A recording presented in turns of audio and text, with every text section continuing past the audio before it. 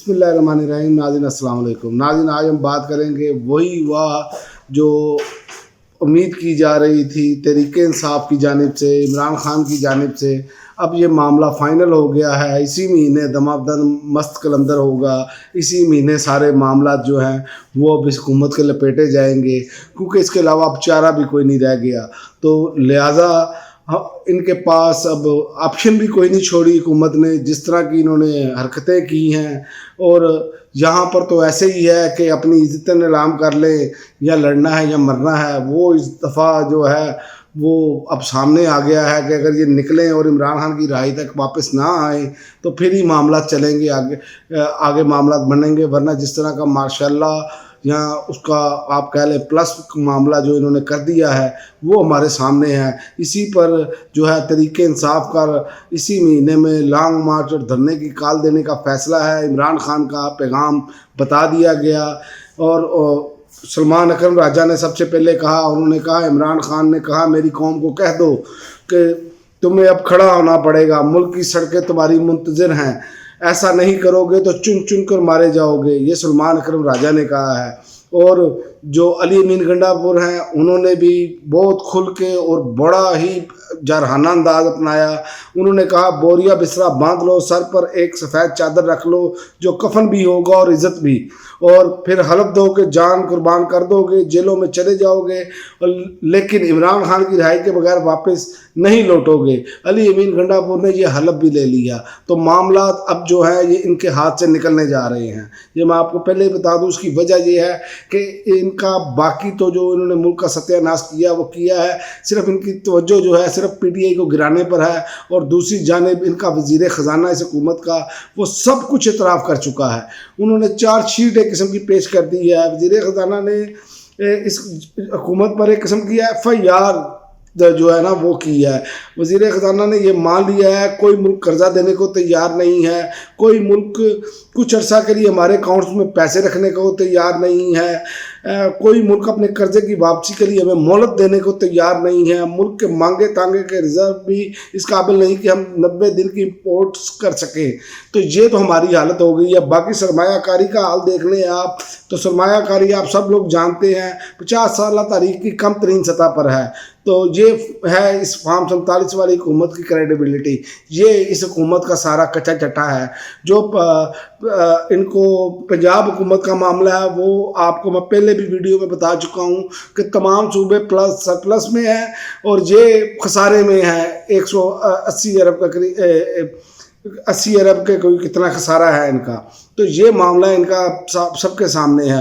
تو ان کے پلے کچھ نہیں ہے، چونکہ یہ ہمیشہ اسٹیبلشمنٹ کے کندھوں پر آئے ہیں، اسٹیبلشمنٹ نے انہیں سپورٹ کی ہے، تو یہ اسی طرح آگے چلتے ہیں۔ لیکن بہرحال یہ میں آپ کو بتا دوں یہ قوم کے لیے بھی اب امتحان ہے، کیونکہ عمران خان قوم کے لیے کھڑا ہے، جیل میں بیٹھا ہے، اور اس کا اعتراف جاوید ہاشمی صاحب نے بھی اپنی ویڈیو میں کیا۔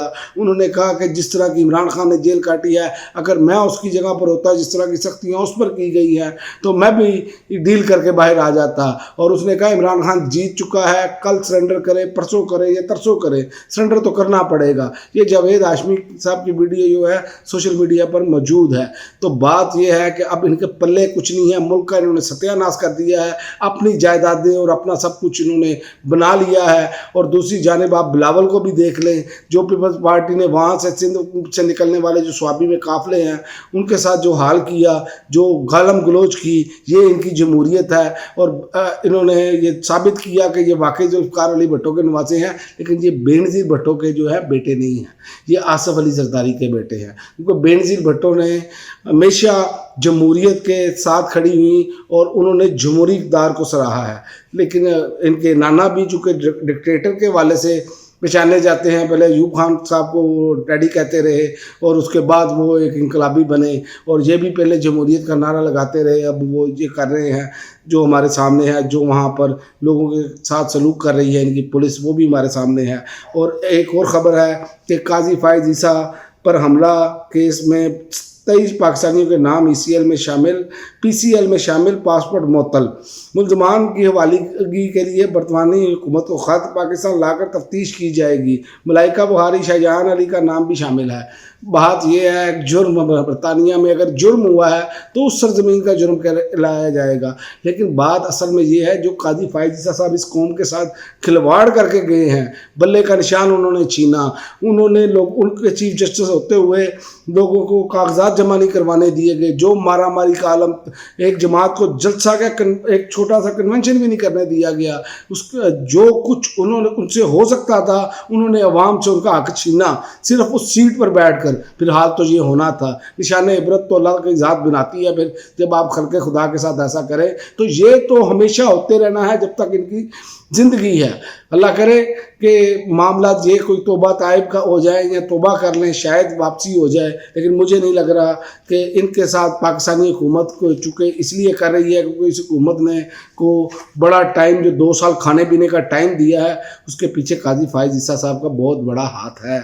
और मैं आपको बताऊं कि ट्रंप का खौफ जो है वो बढ़ता चला जा रहा है, पाकिस्तान में तो खौफ है ही है। आप देखें कि अमेरिकी इस्टेब्लिशमेंट भी खौफ में मुब्तला हो गई है। अमेरिकी इस्टेब्लिशमेंट ने ट्रंप से निपटने के लिए तैयारियां शुरू कर दी हैं, लेकिन याद रखें वहाँ अमेरिकी सदर की एक पावर है और अमेरिकी कौम एक बावकार कौम है, खुददार कौम है, जिसको उन्होंने वोट देकर लाए हैं, ये हो नहीं सकता। और दूसरी बात ये है कि उनकी सेनेट में भी अक्सरियत है, अब वो लूली लंगड़ी हुकूमत पे नहीं आ रहे। तो CNN की रिपोर्ट के मुताबिक ट्रंप ने अपने वीडियो बयान में कहा था कि अगर वो सदर मुंतखब हो गए तो वो पिछली हुकूमत के एग्जीक्यूटिव आर्डर को दोबारा जारी करेंगे और बदमाश ब्यूरोक्रेट्स की छुट्टी करेंगे। तो ये तो बात उनकी ठीक है। और उन्होंने ये भी कहा था कौमी सलामती और इंटेलिजेंस इदारों से भी तमाम बदअनवान अनासर का सफाया करेंगे जो बड़ी तादाद में वहाँ मौजूद है। अमरीकी वजारत दफा पेंटागन के अफसरान इस बात का जायजा ले रहे हैं कि अगर सदर ट्रंप ने मुल्क में फौज तैनात करने और पेंटागन से हमले की बड़े पैमाने पर बरतरफी का हुक्म दिया तो फिर क्या रद्द अमल देना होगा, यानी कि दूसरे महीनों में कि हम नहीं मानेंगे। ये कोशिश कर रहे हैं। जनाब वो पाकिस्तान नहीं है, ना वो पाकिस्तानी कौम है।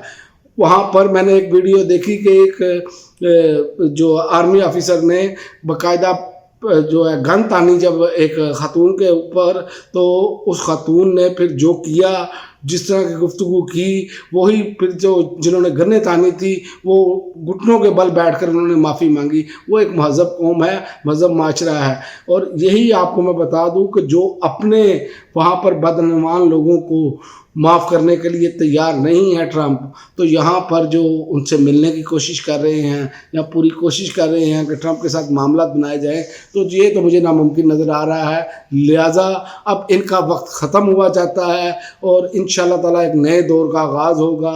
आप देखेंगे क्योंकि नवंबर में ही अब फाइनल कॉल होगी। ये अब फैसला हो गया है। इमरान खान किसी टाइम भी, मेरा ख्याल है कि इमरान खान ने वो भी टाइम बता दिया हुआ है, लेकिन अब ये इनका टाइम जो है वो बिल्कुल दी एंड है। और स्वाबी का जलसा जो है वो भरपूर जलसा हुआ है बग़ैर लीडर के। आप देखें इमरान खान के लोगों का जम्मे गफीरता हद निगाह लोग ही लोग थे। तो ये कामयाबी का राज है।